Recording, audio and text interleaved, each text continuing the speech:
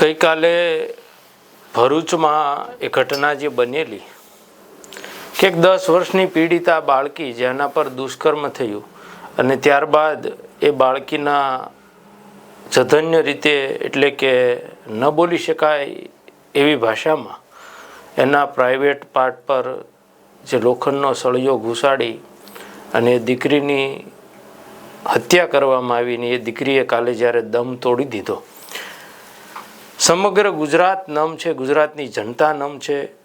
અને લોકો પોતે જેમના ઘરે પણ બેન દીકરી હોય એમનામાં એક પ્રકારનો એક ડર છે કે કાલે સવારે ન કરે નારાયણ અને આ ઘટના મારા સગા સંબંધી કે મારા ઘરે કે મારી કોઈ દીકરી સાથે ન બને. વિગતવાર આંકડાઓની વાત કરીએ તો ગુજરાતમાં છેલ્લા 9 વર્ષમાં 17,000 બાળકો પર દુષ્કર્મના કેસો બન્યા છે. ખાલી બાળકોની વાત છે. 17,000 બાળકો પર 9 વર્ષમાં દુષ્કર્મના કેસો બન્યા છે. મોટા પરની વાત નથી, એ તો ભૂલી જાઓ, એ તો કેટલા હશે એનો આંકડો પણ નથી. છેલ્લા 3 વર્ષમાં 6500 વખત દુષ્કર્મના કેસ બન્યા છે. એટલે કે 1095 દિવસમાં 6500 કેસ, એટલે રોજના સાહેબ 6 બાળકો પર દુષ્કર્મના કેસની ફરિયાદ ગુજરાતમાં બની રહી છે. આ એ ગુજરાતની આપણે વાત કરી રહ્યા છીએ જે ગુજરાતના નામે ખૂબ મોટી મોટી વાતો થાય છે. સબ સલામત, ગુજરાત સલામત, અહીંયા રાત્રે 12 વાગ્યે 2 વાગ્યે 4 વાગ્યે ગુજરાતની દીકરી નીકળી શકે એવી ગુજરાતમાં વ્યવસ્થા ઊભી કરવામાં આવી છે. તો આ આંકડાઓ પણ ગુજરાતના જ છે.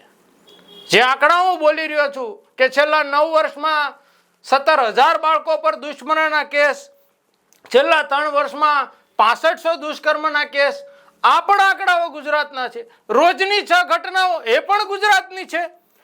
અને એક વર્ષમાં ગુજરાતમાં 169 જેટલા બળાત્કારો, એટલે કે રોજ નહીં ને રોજ એક બળાત્કારની ઘટના બની રહી છે. રોજ સવારે પેપર વાંચીએ અને દુષ્કર્મ અને બળાત્કારની ફરિયાદો અને એમાં ઘટનાઓ લખેલી હોય અને બીજી બાજુ સબ સલામતના દાવાઓ થતા હોય તો સાહેબ આ બે મોઢાની વાત ક્યાં સુધી ગુજરાતની જનતાને અને લોકોને ક્યાં સુધી સમજાવીશું? જ્યારે કોઈ પણ ઘટના બને એટલે ગુજરાતના કહેવાતા ભાજપના નેતાઓ આવી જાય, કોઈ સમરબંધીને છોડવામાં નહીં આવે, કડક કાર્યવાહી કરવામાં આવશે,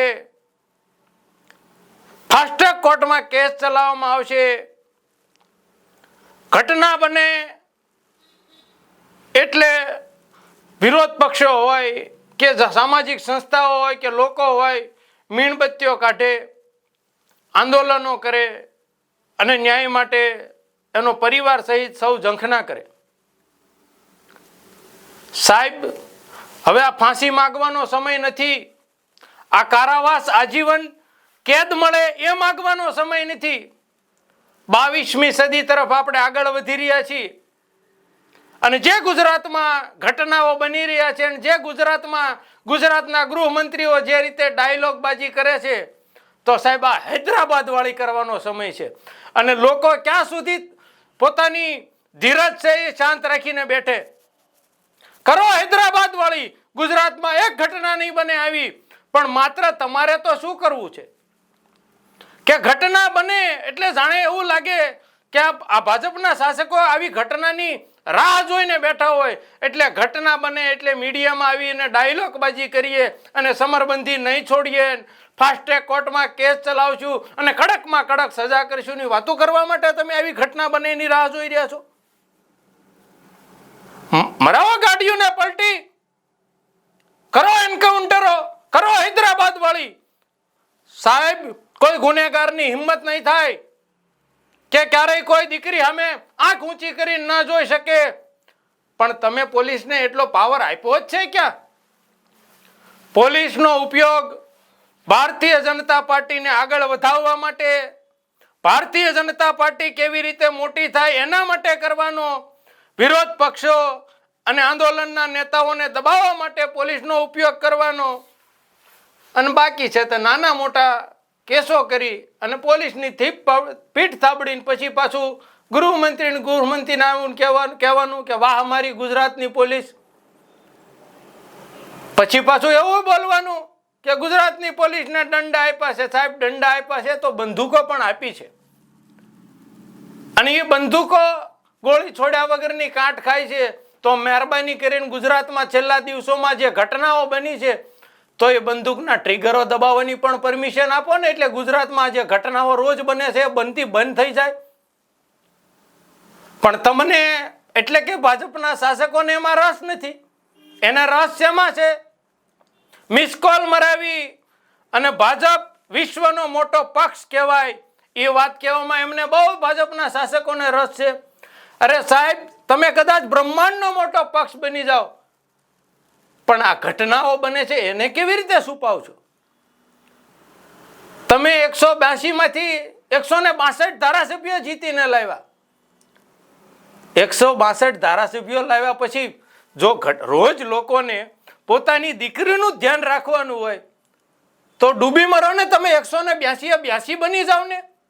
પણ તમારાથી જો એક ઘટના રોકાવાની ન હોય, ખૂનો રોકાવાના ન હોય, બળાત્કારો રોકાવાના ન હોય, ચોરીઓ રોકાવાની ન હોય, નાના મોટા લુખાઓ દાદાઓ ગુંડાગીર્દીની તમારાથી રોકાવા નથી ન હોય, તો પછી તમે ગમે એટલા ધારાસભ્યો બનાવી લો, ગમે એટલા સંસદ સભ્યો બનાવી લો, ગમે એટલી તાલુકા પંચાયતો તમારી હોય, ગમે એટલી જિલ્લા પંચાયતો તમારી હોય, લોકોને શું ફરક પડવાનો?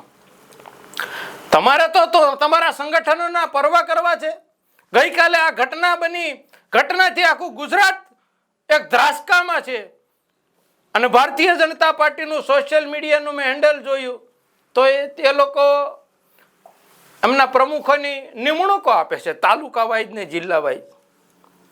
આજે કંઈક વડનગરની અંદર કાર્યક્રમો હતો, તેમાં ભારતીય જનતા પાર્ટીના નેતાઓ મોટા મોટા સ્ટેજ અને તાઇફાઓ કરી રહ્યા હતા.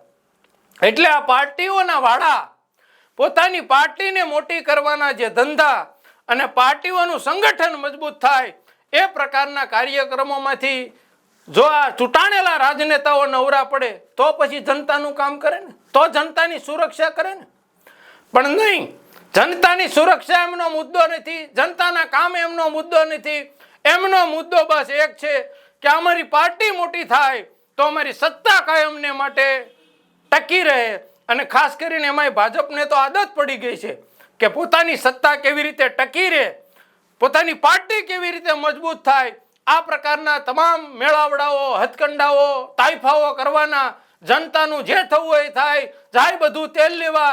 દીકરી મરી તો કોકની મરી, દીકરો મરશે તો કોકનો મરશે, એ પોતે મરશે તો એના જીવનો જશે. આપણે શું સાહેબ? આ ગુજરાતની વાસ્તવિક પરિસ્થિતિ છે અને પરિસ્થિતિ કરવામાં એ કહેવામાં મને જરાક પણ શરમ નથી કે આ કરનારા પણ ભારતીય જનતા પાર્ટીના નેતાઓ છે. અને જો ભારતીય જનતા પાર્ટીના નેતાઓએ જો દંડો ઉગામ્યો હોત, જો જનતાની પીડાને જાણી હોત તો 30 વર્ષના શાસન પછી ગુજરાત આ પરિસ્થિતિમાંથી ન નીકળ્યું હોત.